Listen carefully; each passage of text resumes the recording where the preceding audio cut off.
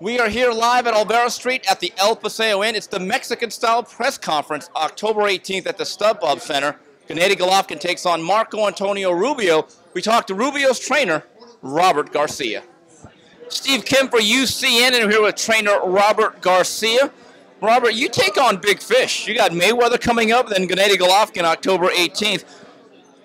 As you prepare for this fight with Marco Antonio Rubio, tell me why you think your guy was willing to take on the challenge of Golovkin when no one else seemed to be. Look, in this sport, you got to take chances, and like I told everybody earlier, I could have easily advised my fighter to fight in Mexico, defend his title a couple times this year, and next year, 4 or 5 title defenses in Mexico, and maintain a champion. But this sport is about taking challenges. We took the challenge because Triple G is the best of the division right now. He's a very powerful man, very skillful fighter with a tremendous team, and that's why we're here. Rubio said yes to the challenge, and when he agreed to it, I said I'm part of it, and I gotta be behind my fighter. Robert, what's interesting is Golovkin has been built up to a point where he's like the boogeyman of boxing. He's like this legend, this urban legend. Is there any chance that guys like us has overrated him? You know what?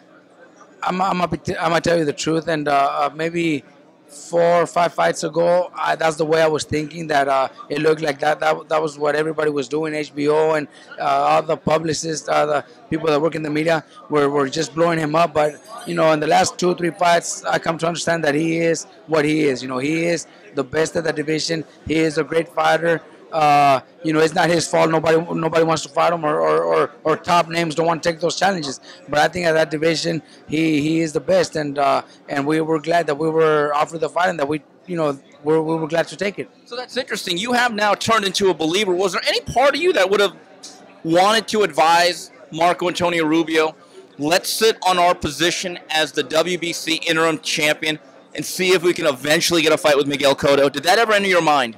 I don't think that would ever happen. Miguel Cotto is not like Triple G. He's not about the challenges and the fights and he's not about pleasing the fans or the world. He's about business, and if the fight doesn't make sense for him, he's never gonna take it. He's one that's already up there in age and is looking for what's best for him. And a challenge with Rubio might not give him the money that he wants to make, and it's a very difficult fight for him. So he'll rather go on fighting other names that make more sense for him as a businessman. And I totally understand. So I definitely thought, and I still say, I don't think we would have ever got that shot. Maybe we would have became full WBC champions because he would be forced to vacate the title, but that don't make us anything more than just the WBC champions. We're already the interim champions. Cotto's not going to fight us, so that'll make us the champion. But who are we going to fight to be a solid world champion? Somebody like Triple G. That's the only fight we could take. Let's look at the actual fight. Gennady Golovkin has his way, and I use this term with all due respect. He's a bit of a bully in there.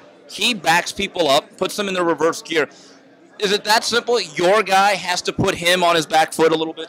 Look, we have a fighter that's strong physically, has a tremendous power also, and what I'm planning on doing during training and for this fight is something that people have never seen any opponent do to Triple G, and when we do that and land those punches and continue to do it, never know what Triple G's response is going to be.